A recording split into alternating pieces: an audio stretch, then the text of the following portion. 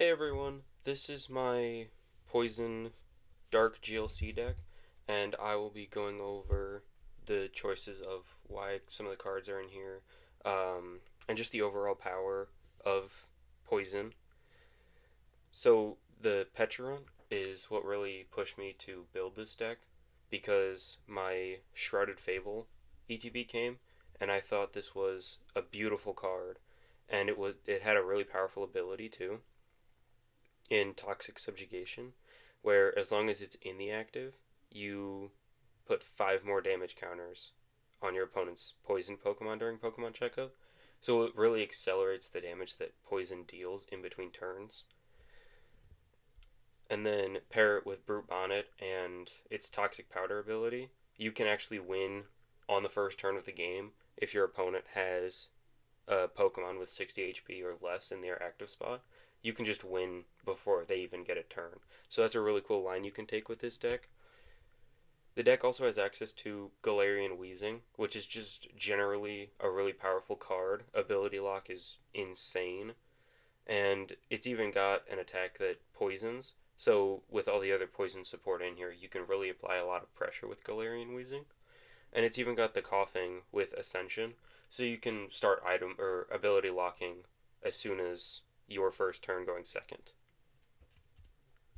Toxicroak has the more poison ability, which continues to accelerate the poison, and pair this with Petulant, and you can be doing 8 damage counters worth of poison. Or with Galarian Wheezing, you could be doing 6 damage counters worth of poison between turns. The Zoroark is more of a backup attacker to have in the deck in case your opponent has, for whatever reason, they can't be affected by special conditions. And Mind Jack is just really powerful for just a double colorless. It can do a pretty good chunk of damage to anything that would be able to get around the special conditions. And the stand-in ability is also good because if you put a float stone on it, it becomes an infinite pivot so you can't get trapped.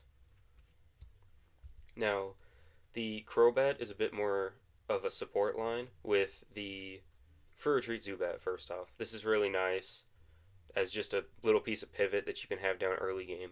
The 40 HP isn't great as it does leave you very vulnerable to spread attacks, but gotta take what you can get with that Fur Retreat.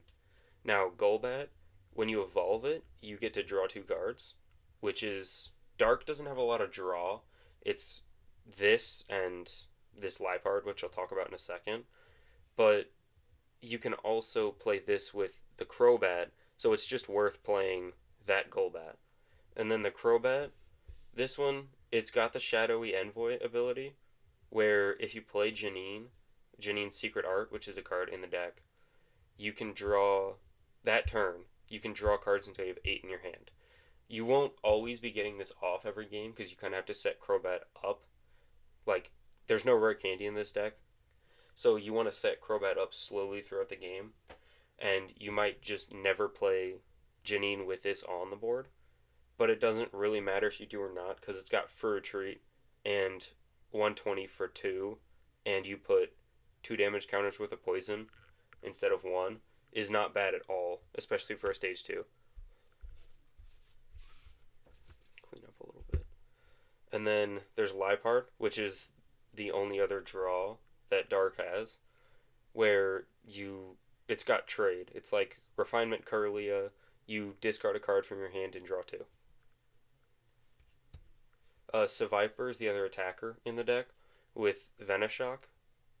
If your opponent has like a really big Pokemon like Wailord, you can invest a bit into this Seviper and Oko their Wailord, doing 60 plus 120 with Venoshock if they're poisoned. Now, for the search cards, it's relatively consistent. You got plenty of Pokemon search and Battle VIP passes in here to make it possible to get the turn 1 Battle VIP pass, get out Brute Bonnet and Petulant, and then attach Ancient Booster Capsule for game. And then there's just generally a lot of ball search cards. Poffin's in here. Um, Dark has access to Dark Patch, so attackers like the Seviper or the Crobat or Zoroark or even the Pecharunt, you can power them up in one turn with an energy in the discard pile. And that's kind of the idea behind Earthen Vessel over Professor's Letter, is so that you can discard an energy off of it. You can also discard energy with Lipard's trade ability. Field Blower, generally just a good card to play. Switch, this deck has a lot of like big Pokemon with like 3 or 4. I believe it's just 3 is the max. But 3 retreat is a lot to move, especially on something like Brute Bonnet, where you really don't want it getting stuck in the active. So just playing some switch cards is good to make sure that your board state can stay fluid. Trekking Shoes, good for just a little bit more draw. Like I said earlier, Dark struggles a bit with that. So you can look at the top card. You can either keep it or discard it and take the next. So if it's an energy, you can discard it and Dark Patch it back later. Pokegear to find your supporters. Scoop Up Net is really good to pick up, like your Brute Bonnet if it gets stuck in the active or something like that. Via Seeker, generally good. Battle Compressor, I really like in here because it gives you the option to go discard a Dark Energy and then you can get it back later with the Dark Patch. The next card I wanted to talk about was Night Stretcher. There are two sort of these stretcher cards in the Gym Leader Challenge format. It's Night Stretcher and Rescue Stretcher. Night Stretcher is the newer of the two, and I prefer to play it in this deck over Rescue Stretcher because it has the option to get back a basic energy card as well. So you can, for example, Battle Compressor away a basic energy and get it back with Night Stretcher. Super odd to get back your Pokemon and energy cards. Hypnotoxic Laser also can help you donk. If you go Hypnotoxic Laser and Pecharunt, you can win turn 1. Now, supporter lineup. Arven, because you play plenty of tools, so you want to be able to get them all out of the deck. And you can go Arven for Battle VIP Pass and Ancient Booster Capsule and win pretty quickly that way.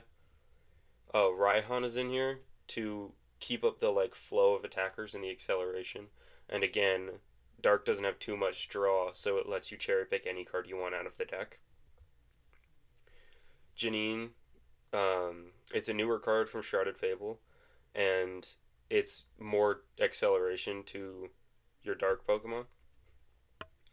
Lusamine is to get back your supporters that you might want to recycle, such as Raihan or Guzma. And it also helps get back your Stadium, because there's a Poison Stadium I'll talk about here in a couple seconds. There's Pierce, which lets you get an energy card and a Dark Pokemon.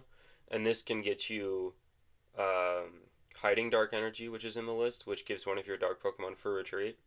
So you can attach that to your Brute Bonnet to make it so you don't have to waste your Floatstone on it. Tate and Liza, again, you want to keep up the pivot options, and it also is just a shuffle draw 5 if you want it to be, so it can really give a bit of draw if you need it. Guzma, it's really good because you can target something down and then poison it. Clara for even more Pokemon recovery. Marnie for a bit of hand disruption, as well as Iono. And Iono late game with your ability locking Wheezing in the active is very powerful and can just win you the game if you Iono your opponent to like 1 or 2 and they can't get out of it.